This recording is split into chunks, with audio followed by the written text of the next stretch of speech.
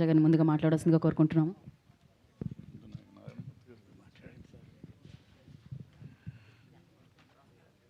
అందరికీ నమస్కారం.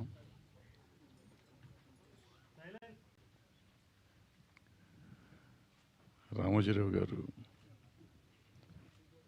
ఆనాడు ఈటీవీ పెట్టినప్పుడు కాదు, ఉషా కిరణ్ మూవీ స్థాపించినప్పుడు అప్పటికే మేము సినిమాలు తీస్తున్నాం. నేను, పోకూరు బాబురావు గారు, నారాయణమూర్తి గారు, మహేంద్ర గారు, ఇట్లా ఒక మాదిరి సినిమాలు చేస్తున్న బ్యాచ్ మేమే ఉండేవాళ్ళం అప్పట్లో. ఆ టైంలో రామోజీరావు గారు ఈ సినిమాలు తీయటం మొదలెట్టారు. పెద్ద సంస్థ వచ్చారు కదా, పెద్ద పెద్ద సినిమాలు పెద్ద హీరోలతో తీస్తారు అనుకున్నాం మేము. అలా కాకుండా మేము చేసే సినిమాలు లాంటి సినిమాలే చేశారు.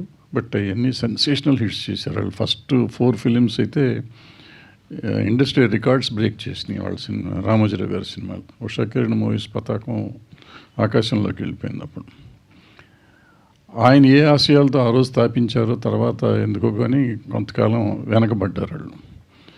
ఈటీవీ విన్ పెట్టినప్పుడు కూడా ఈటీవీ విన్ ఆయన ఒక కళ. ఈటీవీ విన్నే కదా, ఈటీవీ స్మాల్ ఛానల్స్ 60 అనుకుంటా కదా అప్పుడు పెట్టింది, 60 ఆ 60 ఛానల్స్ పెట్టినప్పుడు ఒక కళ. అది ఈటీవీ విన్ మన తెలుగులోకి వచ్చింది. సో ఈటీవీ విన్ వచ్చినాక అన్ఫార్చునేట్గా ఆయన మనతో లేరు. కానీ ఆయన ఆశయాన్ని ముందుకు తీసుకొచ్చి ఇవాళ ఈటీవీ విన్ను ఆ సినిమాలు తీసుకురావడం కాకుండా ఏదే రోజైతే ఉషా కిరణ్ మూవీ స్టార్ట్ చేసిన ఉద్దేశం ఉందో ఆ ఉద్దేశాన్ని వాళ్ళు ఈటీవీ విన్ను ఈ టీం అంతా కలిసి నిలబెట్టి ఆయన అక్కడ పైనుంచి డెఫినెట్గా ఆయన చాలా ఆనందిస్తూ ఉండుంటారు. నేను ఆపింది వీళ్ళు బాగా ముందుకు తీసుకెళ్తున్నారు అని అనుకుంటున్నాను. ఇవాళ చిన్న సినిమా తీయటం మాలాంటి వాళ్ళం అసలు నేనైతే మానేసా. 15 ఏళ్ళు నేను సినిమా తీసి మళ్ళీ ఇప్పుడు ఏదో ప్రయత్నం చేస్తున్నా. అది కూడా ఈ కుర్రాళ్ళంతా చేస్తున్న దీన్ని చూసి మనం వెనకబడిపోవటం ఎందుకు, మనం ముందుకు వద్దామనే ప్రయత్నం చేస్తున్నాం. ఆ ధైర్యాన్ని ఇచ్చింది ఈటీవీ విన్ను. ఆ ఈటీవీ విన్ అంటే అది వెనకాల ఉన్న టీం అంతా. అంటే ఇవాళ చాలామంది రైటర్స్ లేరు, డైరెక్టర్స్ లేరు, కొత్త వాళ్ళు అంతా ఇబ్బంది పెడుతున్నారు అంటారు. మరి నిజంగా లేకపోతే ఇవాళ ఇన్ని అవార్డులు వచ్చిన సినిమాలు, ఇన్ని హిట్ అయిన సినిమాలు ఎక్కడి నుంచి వచ్చినాయి? ఈటీవీ విన్ నుంచి వచ్చినాయి. And smallest budgets. అంటే సినిమా ఇవాళ ఎలా పెరిగిపోయిందంటే బడ్జెట్ లేకపోతే సినిమా లేదు అనే పరిస్థితిలో ఉన్నప్పుడు ఈ చిన్న బడ్జెట్ ఇది ఈటీవీ విన్ కోసం తీసామనుకున్న సినిమాలు కూడా వాళ్ళ థియేటర్లోకి తీసుకొచ్చి 40 కోట్లు 50 కోట్లు సంపాదించే లెవెల్కి వచ్చినాయి. అంటే ఎంత ధైర్యాన్ని ఇచ్చారు సినిమా ఇండస్ట్రీకే కాదు, సినిమాలో కొత్తగా వచ్చే వాళ్ళందరికీ ఒక ధైర్యాన్ని ఇచ్చారు.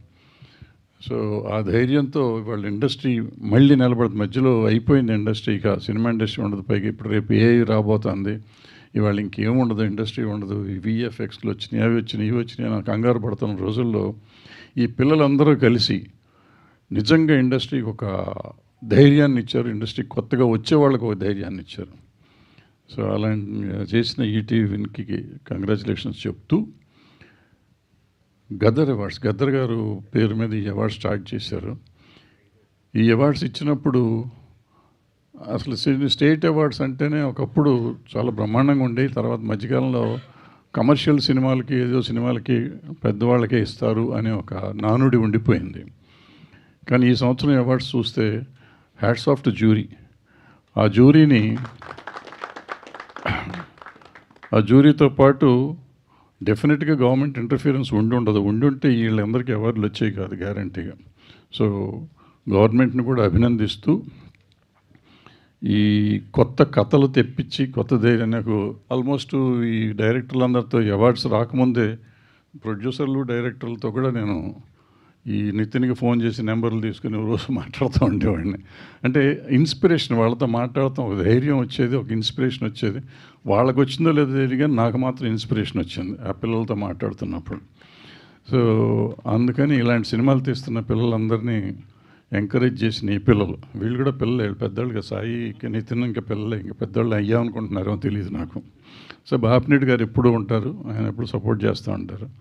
సో ఈ గవర్నమెంట్ని, మా పర్టికులర్గా నా జ్యూరీని ఎంకరేజ్, ఎంత అంటే అంత. అసలు వాళ్ళు ఏ ధైర్యంతో ఈ అవార్డులు ఇచ్చారు నాకు అర్థం కావట్లా.